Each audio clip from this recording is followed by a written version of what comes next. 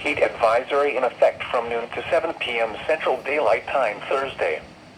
What? Peak afternoon heat index values 105 to 108 are expected.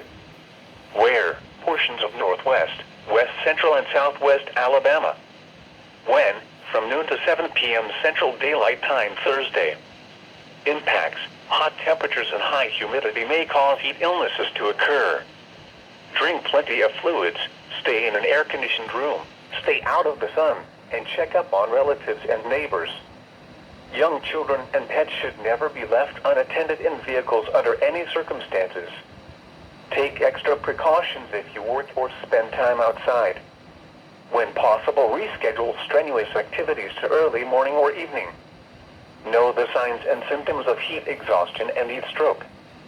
Wear lightweight and loose-fitting clothing when possible. To reduce risk during outdoor work, the Occupational Safety and Health Administration recommends scheduling frequent rest breaks in shaded or air-conditioned environments.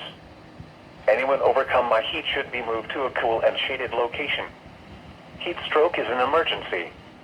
Call 911. Here is your National Weather Service forecast.